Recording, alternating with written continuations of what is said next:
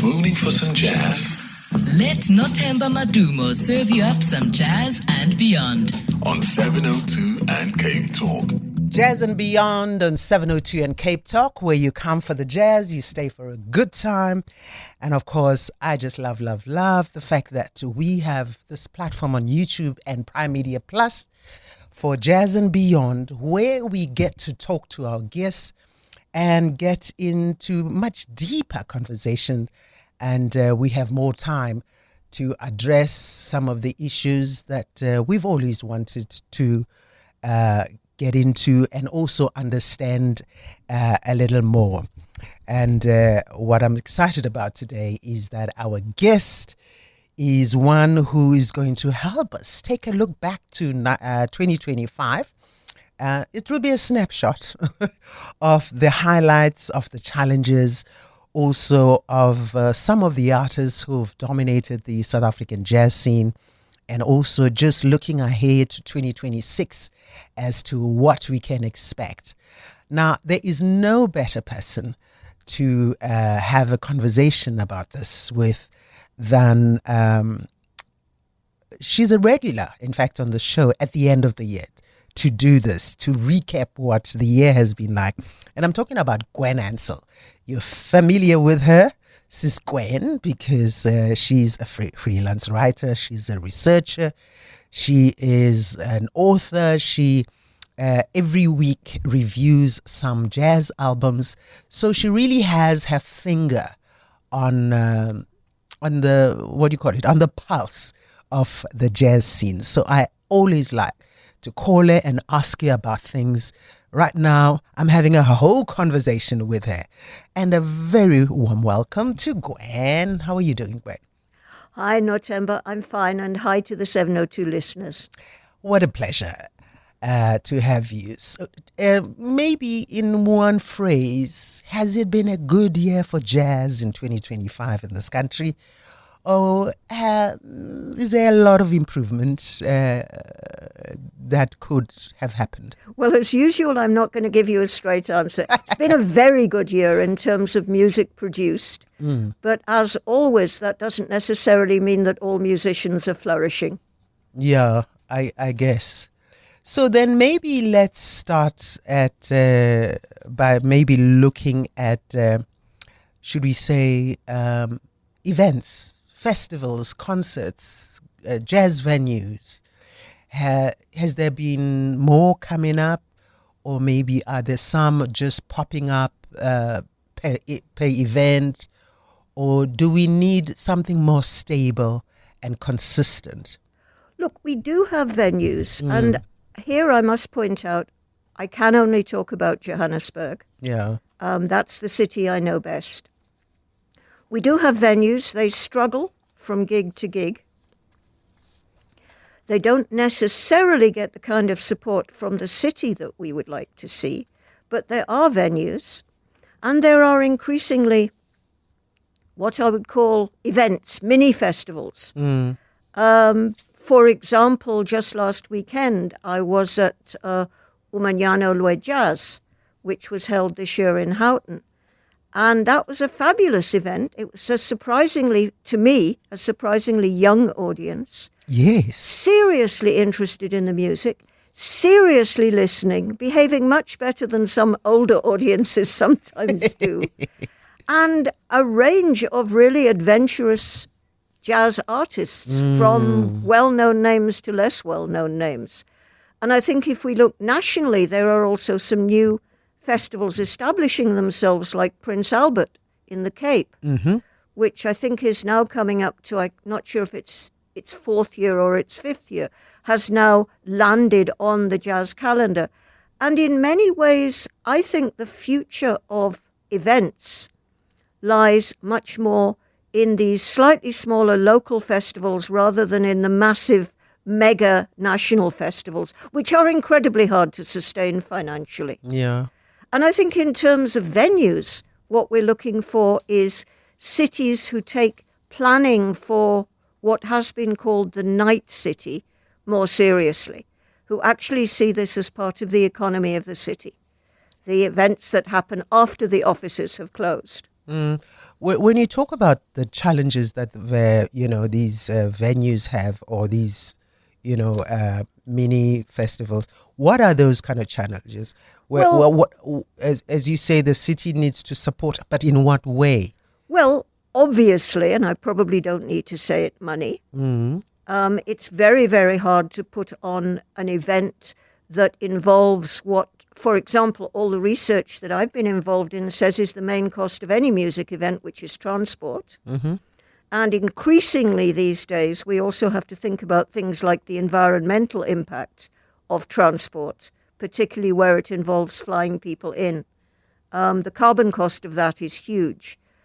But also simply making things happen on time to the best possible quality. It wasn't just artists who suffered during COVID. Everybody, sound engineers, everybody else, the whole value chain still has debts to pay and financial recovery to undertake, even now, even 3-4 years after the pandemic. And I think support for money. But then when you look at venues in cities, you think of issues like parking. You think of issues like late transport for people who come into city centres, for example, from the townships, who find it extremely hard to get back if they don't have their own transport, because Ubers won't take them there very late at night in some cases. So there's that. There are other things. The communication about who an artist is if they come from one town to another and people perhaps don't know them so well. And I'm starting to see the emergence of what one might call a circuit. There's an organization called the Festival Enterprise Catalyst, I think I've got that right, which has now linked together with government and many of our festivals, not just jazz festivals, but other kinds of music festivals, literature festivals, and are trying to create a circuit where artists can go from one venue to another nationally, receive publicity so that people know they're coming and know who they are. It's very much in its infancy. I think it's been going for about a year. But I think setting up a workable circuit would solve some of those problems. And the money problems, there really ought to be subsidies to support the arts, but that's been said so many times I don't need to repeat it. Cities need to think about how they zone places so that parking is available, so that licenses can be granted, even if they're not granted on a long-term, at least on a short-term basis.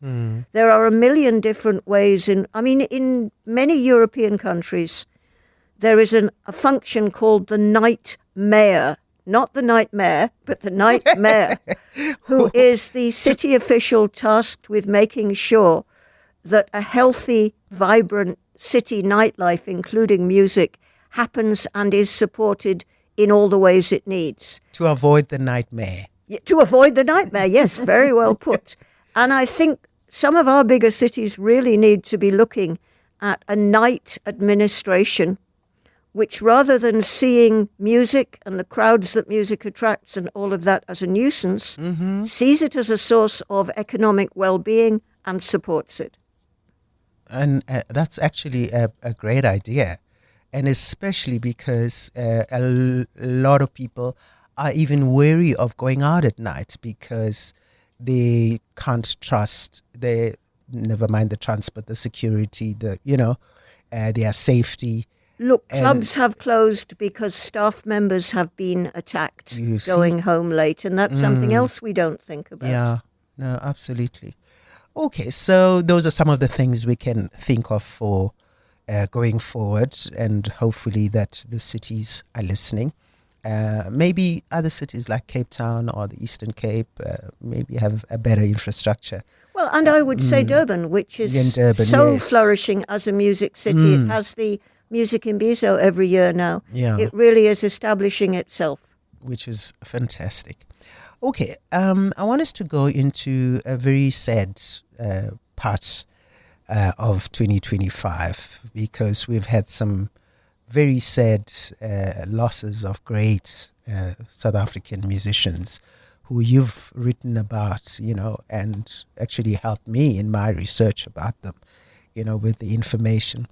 And can we get into some of these icons that you think and what becomes very important about us, not forgetting them now that they are gone, Yes, I think it's invidious to pick out one and say Sure. this passing was more important than this other passing. They were all passing. Somebody said, I can't remember who, when a musician dies, a library burns. And I think That's a great coach, that one. Yeah. that is the frame within which we need to look at this.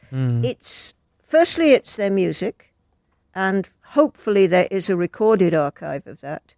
But it's also their thinking and the circles of influence they have created, the people who, somebody like Feafaku shaped so many young trumpeters by the work he did and the example he set.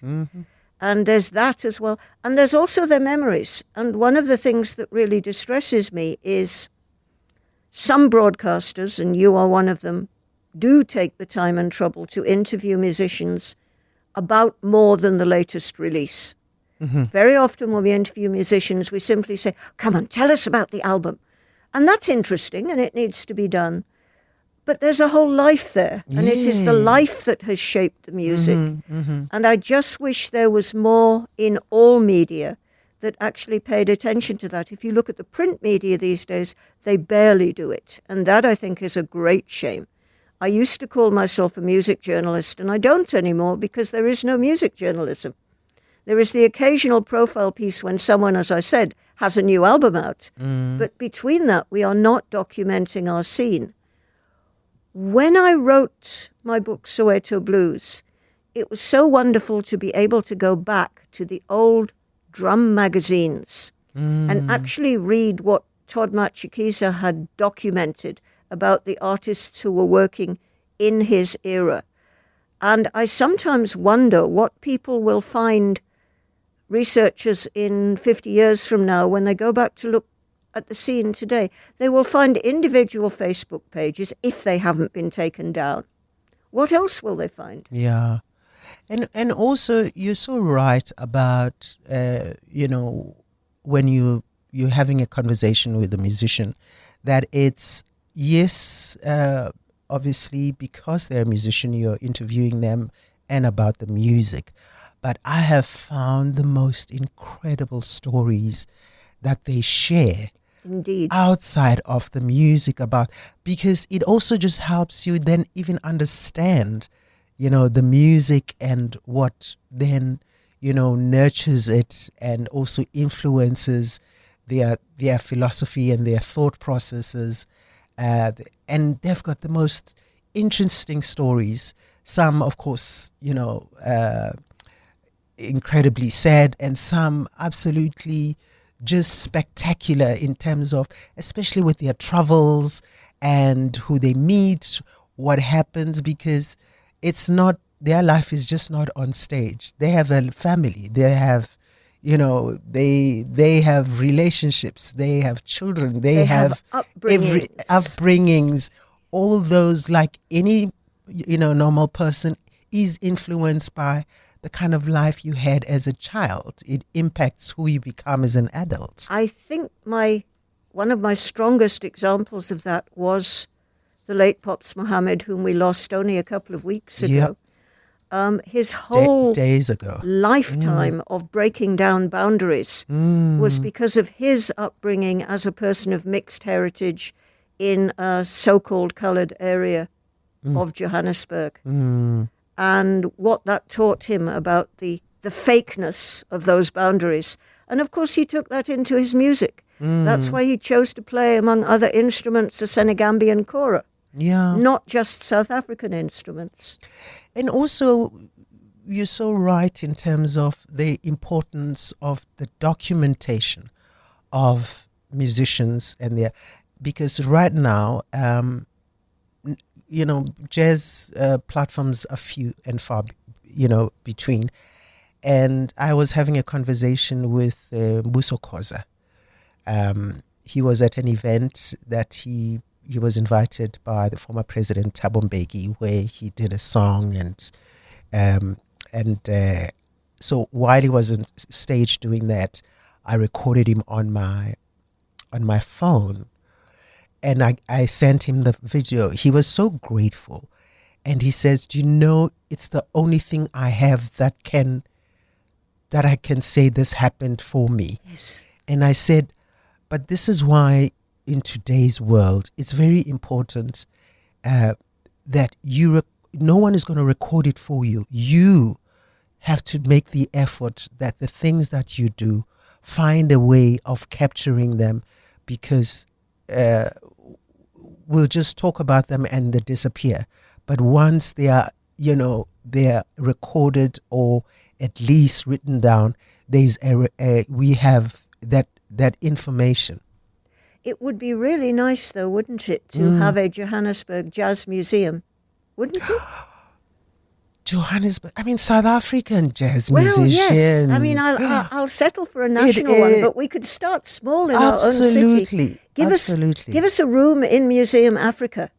They have some exhibits on, for example, shebeens. Yeah. But, that's a long time ago in the history of South African jazz. A great deal has happened since then. The memorabilia, yes, that is in people's homes, that could be sitting in that museum.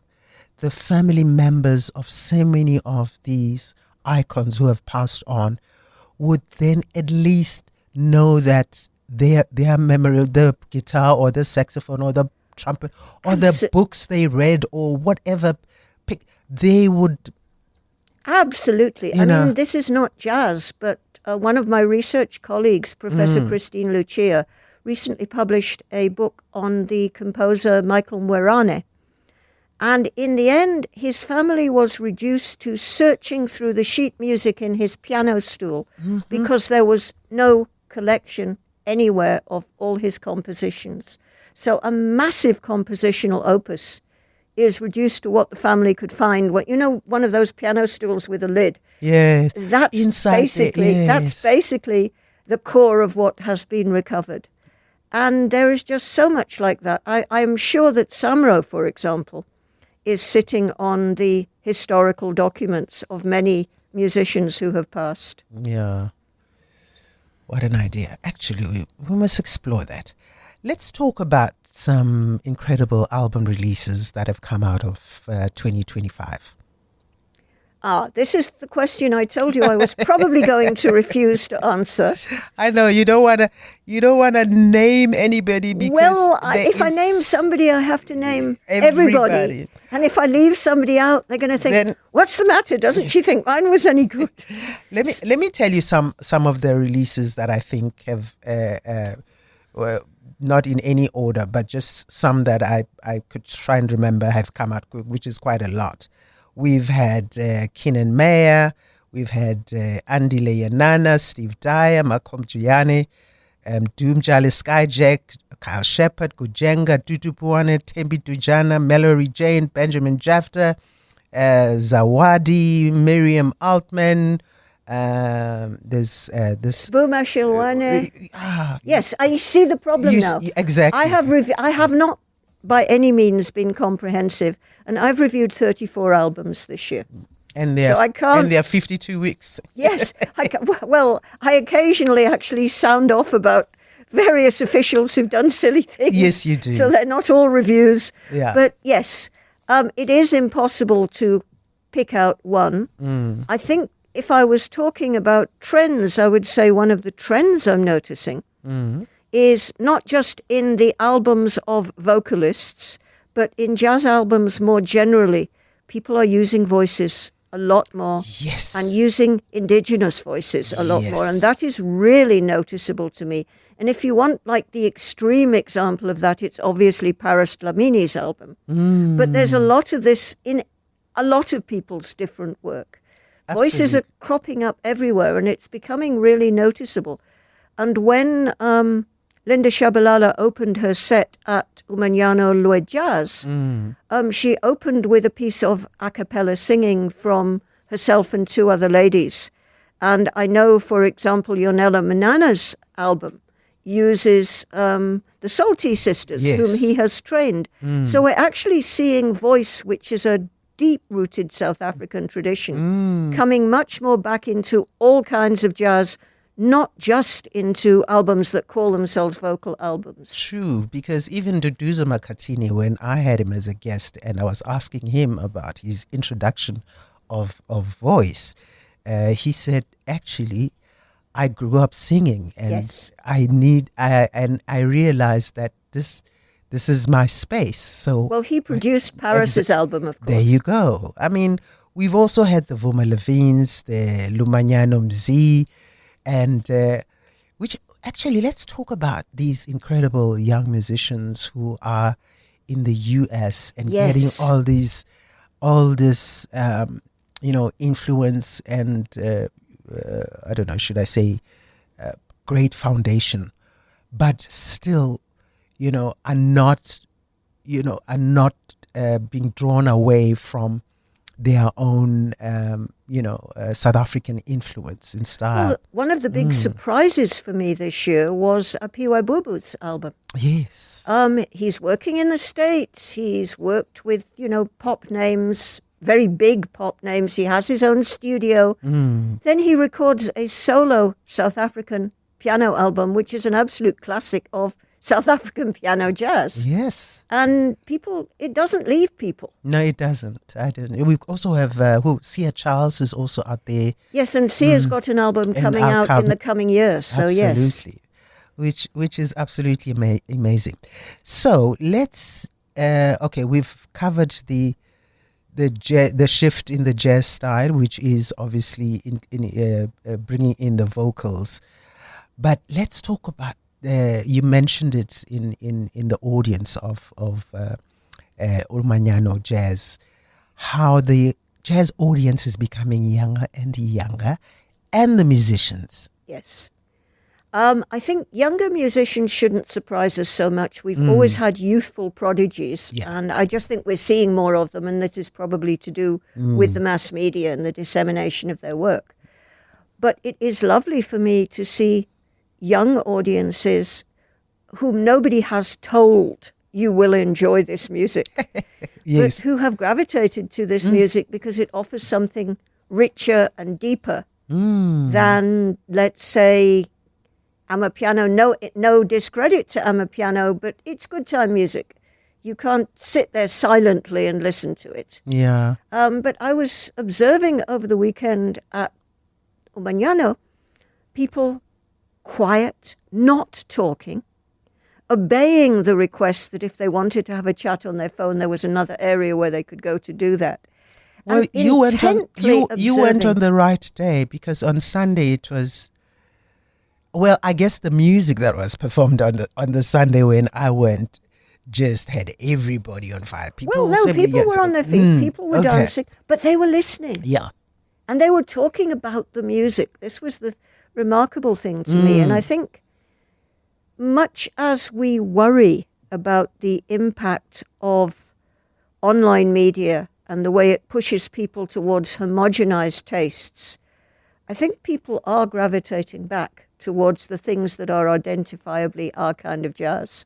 And I also like that I think the consciousness and the awareness that, look, what is online is not necessarily all it's supposed to. All there is. This is the big myth. Yes. That anything you want to hear, you can hear on Google. It's absolutely not true. And people are loving the interaction with other humans in those kind of spaces. And I'm like you. I'm very happy with the younger generation picking up on jazz, and also with the young musicians who are also, the messaging in their music is a very conscious one of the society around, and also just garnering, the audience into think about things, Look, we live in very strange times. Yeah. And I think anybody who's halfway conscious notices that. Yeah. The music is talking about it. The audiences are talking about it. And I think there's just a sense that what in the 80s we used to call bubblegum doesn't feed that hunger. Yeah. There are other kinds of music that feed that hunger much better and actually speak for people and help people themselves to speak. Yeah. And I mean, even if one appreciates the bubblegum, but it has its own corner and moments, but in the majority of the time, it's party music. There's nothing wrong with party music. Exactly. We all enjoy a good party. Yeah. But the fact is that music can do much more than that. You did a research, was it last year or the year before, where you were looking into the role of women in that was right at the end of last year. It was in fact almost exactly a year from now. Yes, and so I just wanted to find out from you that post that research and the outcomes of it. Have you seen any movement in the jazz scene where women's role and how they are impacted? I'm seeing more women instrumentalists. I do not know whether that is I doubt it's a result of our research. I think it's a process which is happening. Yeah. But I think it's really too soon to say. The organization that I do research with, IKS, is actually currently working on some research about best practice for live music venues. And I think when the results of that are in, we will begin to see whether there are actually any policies developing. What best practice are you every talking venue about? should have an anti-bullying and harassment policy, for example. I hear. Okay. Those kinds of things. Okay. I would like very much to look at the bills of jazz festivals. And I think Joy of Jazz did very well this year in terms of featuring female artists, not just female singers, but female artists. But I would like to look at festivals more broadly and say, you look at most festival bills and they're 2/3 male. So there are signals that would tell us things are changing, but I really think it's too soon without doing any serious research to actually talk about that. To talk about it. Okay.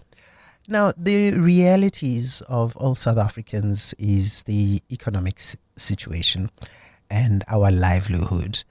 And for musicians who don't have full-time jobs and who rely on various, platforms, be it streaming or the live performances or maybe selling CDs or albums, and maybe just having the enough publicity to get their name out there. What's your view on what 2025 did? We did research on streaming in 2023.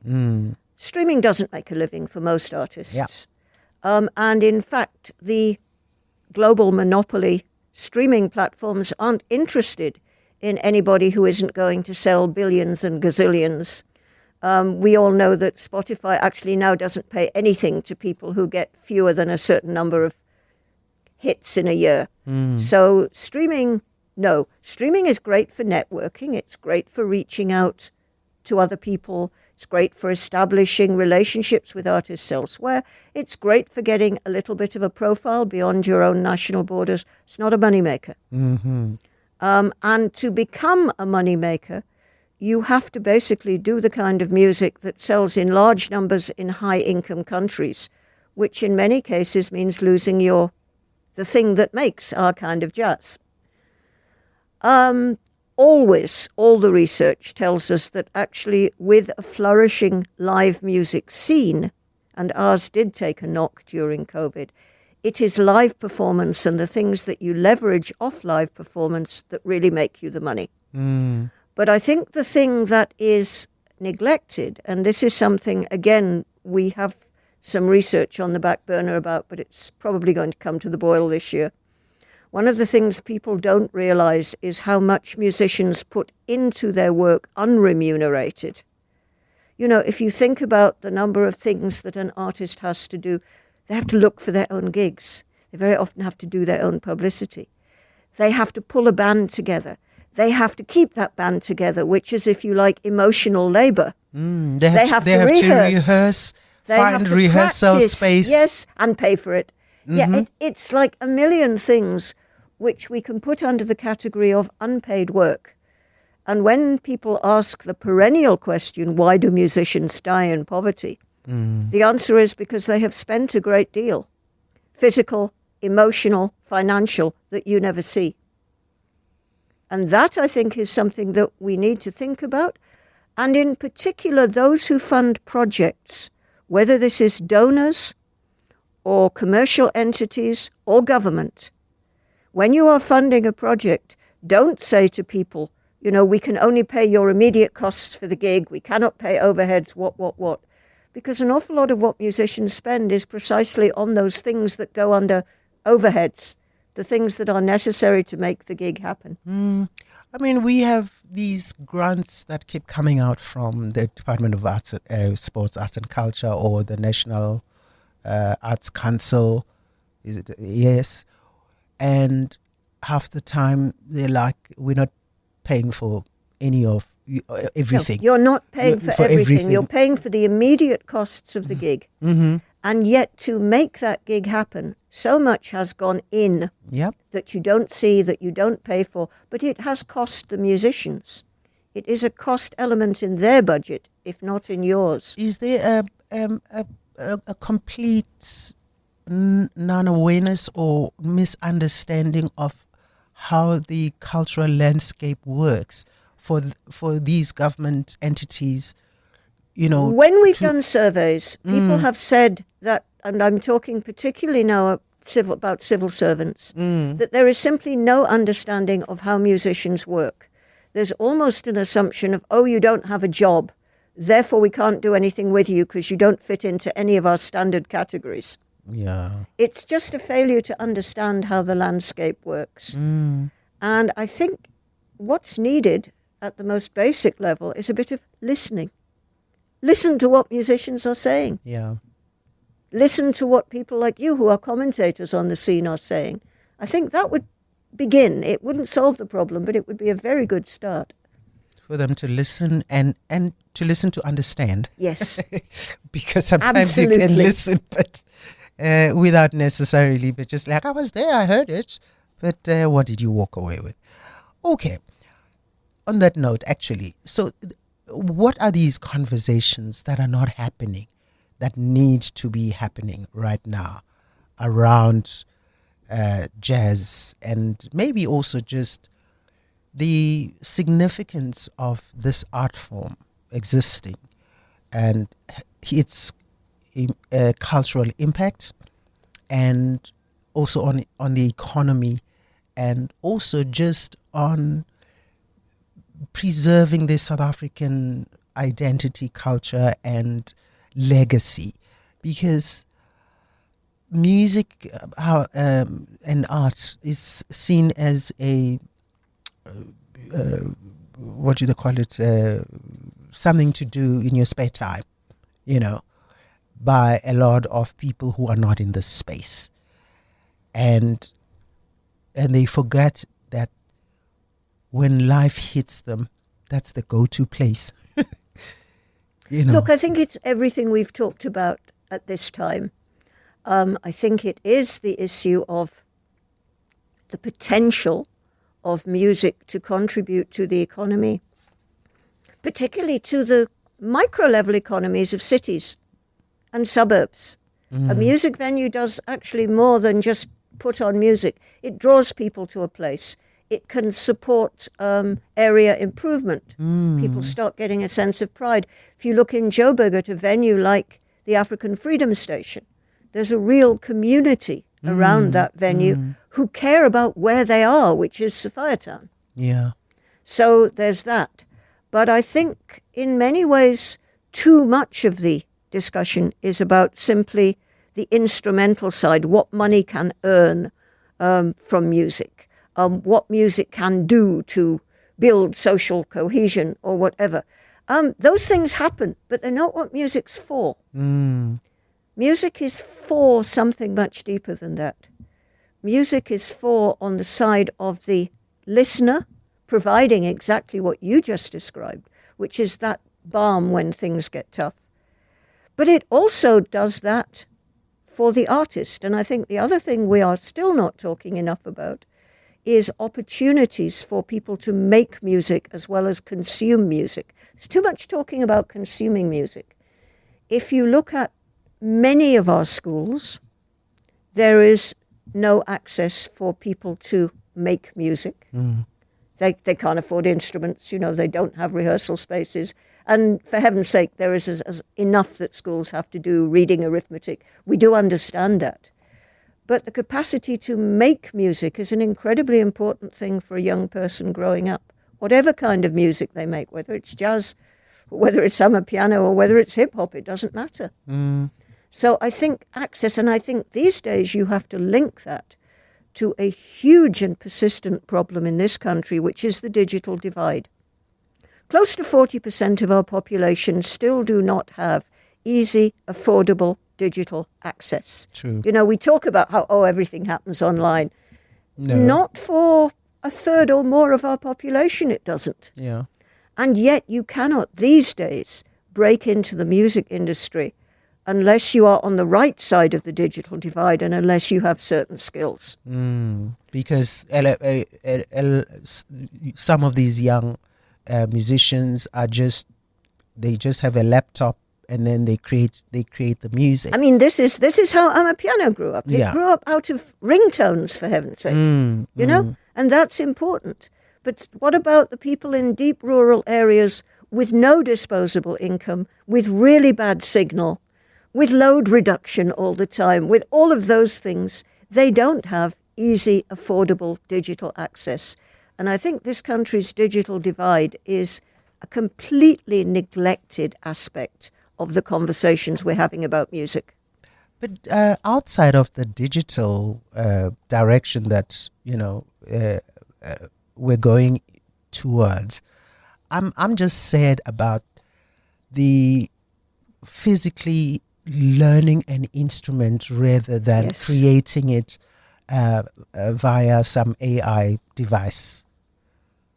And learning the history that goes with it. Because I think the other thing is, when I talk to lots of young people, they don't know the cultural history of this country, and it isn't yet in our textbooks. Yeah. Now, 30 years after so-called liberation, that's shameful. Yeah, these libraries that are needed for access to... Well, never mind music, libraries, a but basic the school books, textbook on the history of South African music, which is accessible to every learner and not just people in Model C schools. That would be a start.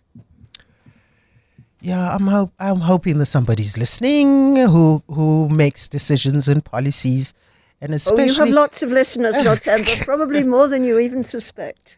Look, with the apparent Department of Education relooking the educational system, let's hope that a very crucial element is going to be included. There has been work done on this. Okay. I know this, but it hasn't actually turned into significant elements in curriculums. A friend of mine was, a couple of years back now, awarding a visual arts prize called the Tami Manyele Prize. And one of the young people who qualified for that prize had to ask her, who is Tami Manyele? There you go. That should not happen. Yeah.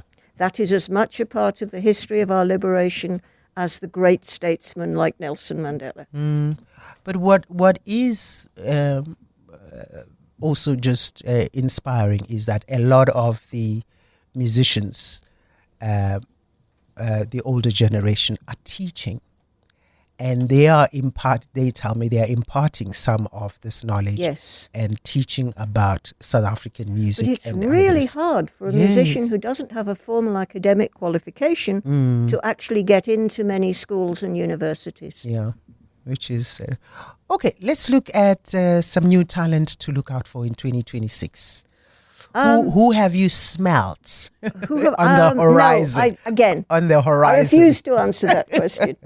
Gwen. I honestly, if I say this one is good, someone somewhere is going to be saying, but why didn't she mention me? And I know. music isn't a zero-sum game. everybody who comes up is worth listening to. True. If, for example, you look at the WhatsApps that Spoo Mashilwane posts from UKZN of his young students performing in class, there's a whole generation there who are going to knock your socks off when they get out into the world.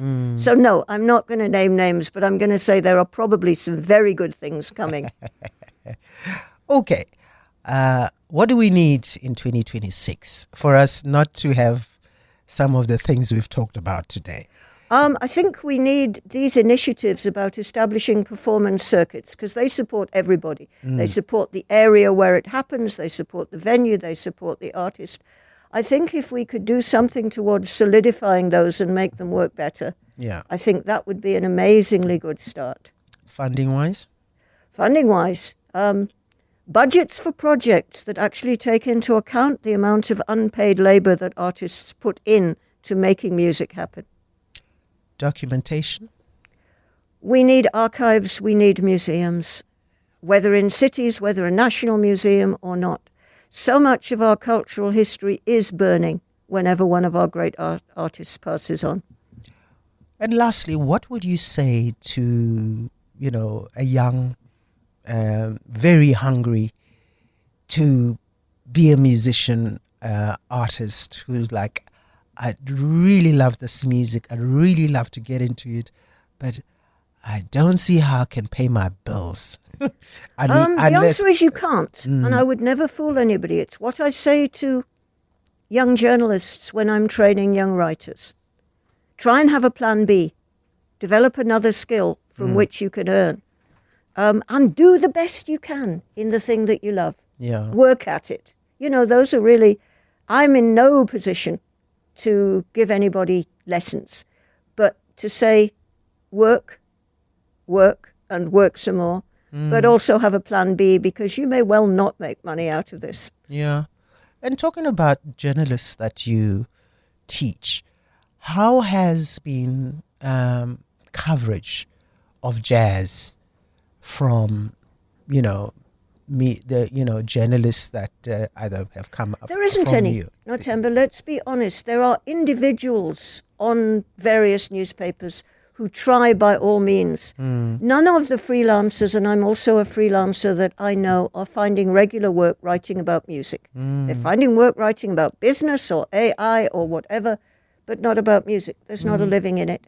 That is part of the lack of archive because that's partly where archive comes from. And look, we have to applaud and appreciate those individuals who are just passionate about jazz. Absolutely. Who take their time on Facebook, create, platforms where they expose jazz musicians and album releases. The problem is it's not stable. All it needs is for Elon Musk to take over Facebook and decide it's all woke, and it'll disappear overnight. The findings of the G20 because that can go away anytime. Were wiped the day after Trump took over the chairmanship of the G20. All the wonderful work that countries did in Johannesburg was wiped the next day. So if you're doing stuff online, for heaven's sake, at least have a hard drive or something where you're keeping it, because it can disappear tomorrow. And that's what worries me about so much happening online. But having said that, I agree with you. There is splendid documentation being done online. Yeah. Gwen, I know we could talk because there's so many other things that, especially between us that we love about, jazz and this art form and the musicians that we can talk about. But we have to come to a closing at some point. Thank you for the work you do. Thank you for the work you do. You're part of it as well, Nothemba. Thank you, and especially because, are you? Where else are you documenting the write-ups you do and all these articles outside? I have a hard drive. That's it. So because we need that to this library we're going to establish for jazz in Johannesburg and hopefully nationally.